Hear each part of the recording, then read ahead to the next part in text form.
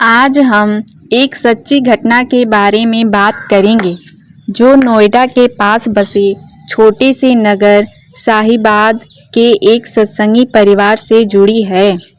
यह परिवार जूतों और चप्पलों का कारोबार करता था। पूरे घराने में नाम की लगन थी। सब नामधारी सत्संगी थे।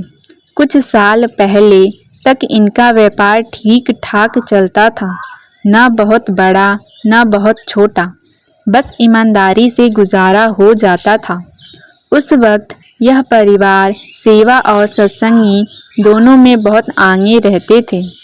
डेरे से जब भी कोई हुक्म आता, यह परिवार हमेशा सबसे पहले हाजिर होता। सेवा का कोई अवसर हो या सत्संग का बुलावा, ये लोग कभी पीछे नहीं हटते थे। धीरे धीरे सतगुरु की असीम कृपा उन पर बरसने लगी। काम में उन्नति होने लगी, व्यापार बढ़ने लगा। एक दुकान से 2 दुकानें हो गई और ग्राहकों की भीड़ बढ़ने लगी। परिवार के मुखिया ने सोचा कि अब बढ़ते काम को संभालना जरूरी है। उन्होंने अपनी पत्नी को दूसरी दुकान की जिम्मेदारी सौंप दी ताकि वह दुकान सिर्फ नौकरों के भरोसे न रहे। संगत जी, किसी जीव को ज़रूरत से ज़्यादा सुख सुविधा या धन मिलने लगता है तो धीरे धीरे उसका मन रूहानियत से भटकने लगता है। पहले जो दिल सत्संग सेवा और नाम सिमरन में रम जाता था, वही अब दुनिया की चमक धमक में खोने लगता है। जब हाथ में पैसा आता है तो मन यह भूल जाता है कि ये सब मालिक की मेहर है और इंसान अपने ही बनाए जाल में उलझ जाता है। ऐसे में न तो भजन सिमरन के लिए वक्त बचता है, न सत्संग सुनने की लगन रहती है और सेवा तो जैसे जिंदगी से गायब हो जाती है। मालिक से मिलने की चाह घटती जाती है और उसकी जगह सिर्फ एक लालसा रह जाती है, और ज़्यादा कमाने की और ज़्यादा पाने की। संगत जी, यही हाल उस साहिबाबाद वाले परिवार का भी हुआ। जिन पर कभी सतगुरु की बरसती कृपा ने कारोबार में तरक्की दी थी, वही अब उसी कृपा का महत्व भूलने लगे। पहले जहां पूरा परिवार हर हफ्ते सेवा पर जाते थे, अब वे महीने में बस एक बार ही डेरे का रुख करते। धीरे धीरे वह भी छूट गया।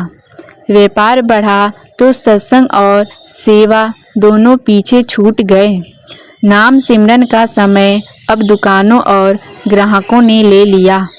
जब बाकी सेवादारों ने फ़ोन करके हाल पूछा तो परिवार के मुखिया ने मुस्कुरा कर कहा, भाई जी, अब कारोबार इतना बढ़ गया है कि वक्त ही नहीं मिलता।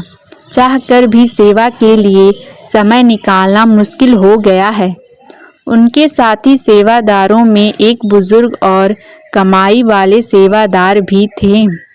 उन्होंने कई बार समझाने की कोशिश की, बहुत से उदाहरण भी दिए कि माया के पीछे गुरु को छोड़ देना गलत है, लेकिन संगत जी, उस पर माया का ऐसा भूत चढ़ चुका था कि जिसका इतनी आसानी से उतर पाना अब मुश्किल था। एक बार डेरे की ओर से संदेश आया कि एक बहुत बड़ा प्रोजेक्ट शुरू किया जा रहा है और इसके लिए अधिक से अधिक सेवादारों की आवश्यकता है। यह खबर जब साहिबाबाद के सत्संग घर पहुंची तो वह वहां के कुछ सेवादार उस परिवार की दुकान पर पहुंचे। वे बड़े आदर और स्नेह से बोले, भाई जी, डेरे से सेवा का हुक्म आया है। इस बार ज़्यादा हाथों की ज़रूरत है, इसलिए हमने आपका नाम भी सूची में लिखवा दिया है। लेकिन संगत जी, जैसे ही उस व्यक्ति ने यह बात सुनी, उसका चेहरा तमतमा उठा।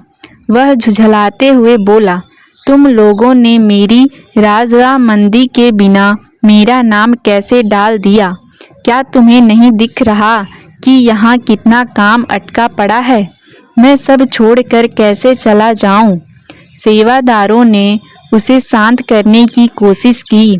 बड़े प्रेम से बोले, भाई जी, काम तो गुरु के भरोसे छोड़ दो। जिनकी रहमत से यह सब चल रहा है वही सब संभाल लेंगे। आप सेवा में चलो, कुछ भी रुकने वाला नहीं। पर संगत जी, जब मन माया में फंस जाता है तो ऐसी बातें उसके दिल में असर नहीं करती। उस व्यक्ति का मन अब कारोबार की गिनतियों में उलझ चुका था। उसकी रूह अब उस आनंद से दूर हो गई थी जो सेवा में मिलता है। वह जिद पर अड़ा रहा और बोला, नहीं, मेरा नाम सूची से हटा दो। सेवादारों ने उसकी कठोरता देखकर और बहस न बढ़ाना ही ठीक समझा। वे चुपचाप मन ही मन उसके लिए दुआ करते हुए वहां से लौट गए। इतने में पास की दूसरी दुकान से उसकी पत्नी आ गई। जब उसे सारी बात पता चली तो वह मुस्कुराते हुए बोली, कोई बात नहीं, अगर ये नहीं जा सकते तो मैं चली जाऊंगी सेवा करने। मुझे भी बहुत समय हो गया डेरे गए हुए। लेकिन उसकी बात सुनते ही पति फिर भड़क उठा। चिढ़कर बोला, और दुकान कौन संभालेगा? तेरा दिमाग खराब हो गया है क्या? और तरह तरह की कड़वी बातें कहने लगा। यह दृश्य देखकर सेवादारों ने कुछ नहीं कहा। चुपचाप हाथ जोड़कर राधा स्वामी कहा और भारी मन से वहां से लौट गए। उन्हें साफ समझ आ गया था कि जब मन पर माया का पर्दा पड़ जाए तो इंसान के भीतर की रूहानी पुकार भी दब जाती है। संगत जी, जब सतगुरु किसी जीव पर कृपा बरसाते हैं तो उसका अर्थ यह नहीं होता कि अब हम बेफिक्र होकर गुरु को ही भूल जाएं। जो ऐसा करते हैं उनका हाल फिर कैसा होता है? पत्नी के मन में भी अब सेवा का प्रेम था। वह घर पर बैठकर थोड़ा बहुत भजन सिमरन कर लिया करती थी, लेकिन पति के विरोध के कारण उसकी इच्छा अधूरी रह जाती। न वह सत्संग जा पाती थी, न सेवा में शामिल हो पाती थी। बस मन ही मन मालिक से यही प्रार्थना करती कि किसी तरह उसका घर फिर से उस रोशनी से जुड़ जाए। समय का पहिया कभी एक सा नहीं रहता। जैसे कर्म वैसा ही फल मिलता है। जिस कारोबार की रफ्तार कभी ऊपर की ओर बढ़ रही थी, वही अब नीचे की ओर चलने लगी। आदमी घटने लगे, काम में अड़चने आने लगे और हालात धीरे धीरे बिगड़ते गए। फिर एक दिन उन्हें एक बड़े स्कूल से 5000 जोड़ी जूतों का बड़ा ऑर्डर मिला। ऑर्डर पाकर परिवार की खुशियों का ठिकाना नहीं रहा। उन्हें लगा जैसे किस्मत फिर से मेहरबान हो गई हो। लेकिन संगत जी, माया जब परीक्षा लेती है तो बिना चेताए झटका देती है। कुछ ही घंटों बाद फोन आया। स्कूल ने ऑर्डर रद्द कर दिया था और वही काम बगल वाली दुकान को दे दिया गया। यह सुनते ही उस व्यक्ति का चेहरा उतर गया। जिस खुशी से उसका मन भर उठा था, वही पल भर में धूल में मिल गई। उसे समझ नहीं आया कि ऐसा क्यों हुआ। संगत जी, यही तो होता है जब इंसान सतगुरु की कृपा को भूलकर माया पर भरोसा करने लगता है। जब जीव अपने बल पर सब कुछ संभालने की कोशिश करता है तो धीरे धीरे मेहर का दरवाज़ा बंद होने लगता है और हालत ऐसे बिगड़ते हैं कि संभालना मुश्किल हो जाता है। धीरे धीरे इस परिवार के साथ भी वही होने लगा। जो ऑर्डर पहले बड़ी आसानी से मिल जाते थे, अब एक एक कर रद्द होने लगे। पुराने ग्राहक जो सालों से जुड़े थे, अब उनकी दुकान पर आना बंद करने लगे। जैसे व्यापार की रफ्तार पर किसी ने अचानक ब्रेक लगा दी हो। सब कुछ ठहर गया। मजदूरी में उन्हें अपनी एक दुकान बंद करनी पड़ी। अब पति पत्नी दोनों दिन भर उसी एक दुकान में बैठने लगे, जहां पहले सिर्फ काम की रौनक होती थी, अब चिंता और सन्नाटा बस गया था। जैसे अक्सर व्यापारी करते थे, उन्होंने भी कारोबार बढ़ाने के लिए बैंक से उधार लिया हुआ था। करीब 2 करोड़ रुपए की बैंक से लिमिट उठाई हुई थी और उसके बदले अपने घर के कागज बैंक में गिरवी रख दिए थे। शुरुआत में सब ठीक चलता रहा, लेकिन जब व्यापार का पहिया उल्टी दिशा में घूमने लगा, तब बेचैनी बढ़ने लगी। गोदाम में लाखों का माल पड़ा था, मगर बिकने का नाम नहीं ले रहा था। हर रात एक ही सवाल उन्हें चैन नहीं देने लगता कि अगर यह माल ऐसे ही पड़ा रहा तो बैंक का कर्ज कैसे चुकाएंगे, कैसे घर बचेगा, कैसे इज्जत बचेगी। संगत जी, जब मन गुरु को छोड़कर माया के भरोसे चलता है तो यही अंजाम होता है। हर तरफ दरवाजे बंद होते चले जाते हैं। धीरे धीरे काम इतना गिर गया कि रोज का खर्च चलाना भी मुश्किल होने लगा। आखिरकार उन्होंने सोचा कि अब चाहे नुकसान ही क्यों ना हो, माल निकालना जरूरी है। इसलिए उन्होंने दुकान पर एक बड़ी सेल लगा दी। उम्मीद थी कि कम दामों पर बेचकर भी कुछ रकम जुट जाएंगी, जिससे बैंक का पैसा चुकता हो जाएगा और घर बच जाए। पर अफसोस, जितनी उम्मीद थी उतनी बिक्री नहीं हो सकी। जितना सोचा था उसका आधा भी माल नहीं बिका। चिंता और तनाव ने उन्हें भीतर से तोड़ना शुरू कर दिया। दिन रात यही सोचते रहते कि अब क्या होगा। इसी चिंता के बीच एक दिन वह व्यक्ति अचानक बीमार पड़ गया। जब डॉक्टर ने जांच की तो बताया कि उसे दिल की बीमारी हो गई है। यह खबर सुनकर जैसे उसके पैरों तले जमीन निकल गई।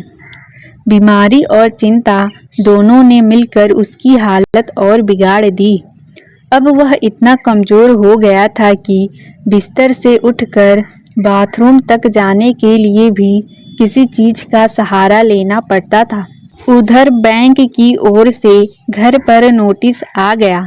साफ लिखा था कि इस तारीख तक मकान खाली कर दीजिए, वरना कार्रवाई की जाएगी। यह कागज हाथ में लेते ही पूरा परिवार घबरा गया, मानो उनके पैरों तले जमीन ही खिसक गई हो। उस वक्त जाकर उस आदमी को अपने सतगुरु की याद आई। वह भागा भागा मंदिर वाले कमरे में गया, जहां गुरु महाराज की तस्वीर लगी थी। तस्वीर के सामने बैठ गया और फूट फूट कर रोने लगा। मालिक, मुझसे गलती हो गई, मुझे माफ़ कर दो। उसके आंसू रुक नहीं रहे थे। रात को जब वह बिस्तर पर लेटा तो नींद आने से पहले उसके मन में पुराने दिन घूमने लगे। उसे याद आने लगा कि कैसे वह माया के नशे में इतना डूब गया था कि उसने सत्संग सेवा, यहाँ तक कि सतगुरु के सबसे बड़े हुक्म भजन सिमरन को भी छोड़ दिया था। वह उदास मन से सोचने लगा, अब तो उम्र भी ढल गई, शरीर थक चुका है, पर जिंदगी भर क्या किया मैंने, बस पैसे के पीछे भागता रहा। जवानी कब निकल गई पता ही नहीं चला। याद आने लगा कि मालिक ने कितनी बार प्यार से समझाया था, इतनी ही दुनियावी दौलत कमाओ जिससे जीवन चलता रहे, पर नाम की कमाई कभी मत छोड़ो, वही असली पूंजी है। मगर मैंने तो उल्टा किया, धन के पीछे भागा और नाम की कमाई भूल गया। इन्हीं पछतावे भरे विचारों में कब उसकी आंख लग गई, उसे खुद भी एहसास न हुआ। नींद में एक विचित्र सपना शुरू हुआ। उसने देखा कि उसका शरीर निर्जीव पड़ा है और उसकी आत्मा को 2 भयानक यमदूत बाहों में पकड़कर घसीटते हुए ले जा रहे हैं। वह चीख कर रहम की भीख मांगता है। मुझे छोड़ दो, मुझे एक मौका और दो, मैं खुद को सुधार लूँगा। लेकिन उन यमदूतों के चेहरों पर जरा सी भी दया नहीं थी। कुछ ही पलों में वह एक विशाल भयावह दरवाजा पर पहुंचा। सामने धर्मराज विराजमान थे। उनके सामने एक विशाल पुस्तक खुली थी जिसमें उसके पूरे जीवन का हिसाब दर्ज था। धर्मराज ने गंभीर स्वर में कहा, तेरे कर्मों के अनुसार तुझे अब 84 लाख योनियों में भटकना होगा। उन सब में घूमने के बाद ही फिर मनुष्य जन्म मिलेगा। यह सुनते ही उसकी आत्मा कांप उठी। वह घबरा कर बोला, परंतु मैंने तो एक पूर्ण सतगुरु से नाम की दिशा ली थी। उन्होंने तो कहा था कि नाम लेने वाले को फिर जन्म नहीं लेना पड़ता। फिर मुझे क्यों भटकना होगा?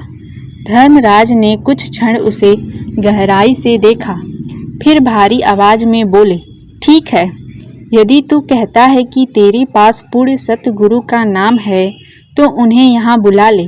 अगर वे तेरी रक्षा करने आ गए तो तुझे 84 लाख योनियों का चक्कर नहीं काटना पड़ेगा। पर यदि तेरे सतगुरु नहीं आए तो फिर तुझे अपने कर्मों का फल भुगतना ही होगा। इतना कहकर धर्मराज चुप हो गए। वह बेचारा वहीं खड़ा रह गया। उसकी आंखों से आंसू बह रहे थे। मन में बस एक ही पुकार थी, बाबा जी मुझे बचा लो। वह भीतर ही भीतर अपने सतगुरु को याद करने लगा। उम्मीद करता रहा कि कहीं से अभी वो आ जाएं और इस भयावह बंधन से उसे मुक्त कर दें। तभी धर्मराज का गंभीर स्वर फिर गूंजा, सुनो, तुमने नाम तो जरूर लिया था पर उसे जीवन में उतारा नहीं। केवल नाम लेना ही मुक्ति का रास्ता नहीं है बेटा।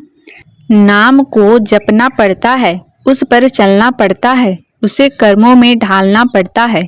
तुमने न सिर्फ खुद भक्ति छोड़ दी बल्कि अपनी पत्नी को भी सेवा और सत्य कर्मों से रोका। यह अपराध साधारण नहीं है, यह गुरु की राह रोकने जैसा है। इसलिए अब चाहे जितना पुकारो, तुम्हें 84 लाख योनियों का चक्कर भुगतना ही पड़ेगा। तुम्हें जन्म मरण का दर्द सहना ही होगा, क्योंकि जिसने खुद भक्ति नहीं की वह भूल करता है, लेकिन जो दूसरों को भी भक्ति से रोक देता है वह अपने पाप को कई गुना बढ़ा लेता है। इतना कहकर धर्मराज ने अपने सेवकों की ओर संकेत किया। यमदूत आगे बढ़े। उन्होंने उस आदमी को दोनों बाहों से पकड़ लिया। वह चीखता रहा, मुझे बचाओ मालिक, पर कोई आवाज नहीं सुनी गई। यमदूत उसे घसीटते हुए एक भयानक जलती हुई नदी की ओर ले चले, जहां हर तरफ आग, धुआं और चित्कार गूंज रही थी। जैसे ही उसको आग वाली नदी में धक्का दिया तो उसी पल उसकी नींद टूट गई। वह घबरा कर उठा। पूरा शरीर पसीने से तर था। सांसें तेज तेज चल रही थी। दिल की धड़कनें अब भी उस भयानक सपने की गूंज जैसी लग रही थी। वह लड़खड़ाते कदमों से अपने कमरे में रखी सतगुरु की तस्वीर के पास पहुंचा। तस्वीर को सीने से लगाया और फूट फूट कर रोने लगा। बाबा जी, मुझसे बहुत गलती हो गई, अब दोबारा ऐसी भूल नहीं होगी। उस पल से जैसे उसका पूरा जीवन ही पलट गया। अब हर सुबह और शाम वह ध्यान में बैठता, नाम का सिमरन करता और मन ही मन अपने सतगुरु से जुड़ने की कोशिश करता। सेवा और सत्संग के प्रति उसकी श्रद्धा पहले से कहीं ज़्यादा गहरी हो गई थी। उसे अब यह बात हृदय से समझ आ चुकी थी, माया की नहीं, नाम की कमाई ही सच्ची दौलत है। धीरे धीरे उसकी दिनचर्या पूरी तरह बदल गई। जहाँ पहले वह रात दिन धन कमाने की दौड़ में लगा रहता था, अब उसे पैसे की कोई चिंता नहीं रही। उसकी तृष्णा, उसकी लालसाएं सब मिट चुकी थी। अब उसका मन सिर्फ भजन सिमरन में रमने लगा था। वह रोज अपने सतगुरु में रमने लगा था। वह रोज अपने सतगुरु के चरणों में सिर झुकाकर माफ़ी मांगता और कहता, बाबा जी, मैंने आपकी राह छोड़ दी थी, पर आपने मेरा साथ नहीं छोड़ा। शरीर अब बूढ़ा और कमज़ोर हो चुका था, पर श्रद्धा पहले से भी मजबूत थी। कभी बिस्तर पर बैठकर तो कभी लेटकर वह रोज 3-4 घंटे तक ध्यान में डूबा रहता, नाम का जाप करता था। साथ संगत जी, हम चाहे जितनी दूर क्यों न चले जाएं, सतगुरु अपने बच्चे से कभी मुंह नहीं मोड़ते। वो करुणा के सागर हैं, दया की मूर्ति हैं। बस जीव को एक बार सच्चे मन से पश्चाताप करना होता है, फिर उनकी कृपा ही बरसने लगती है।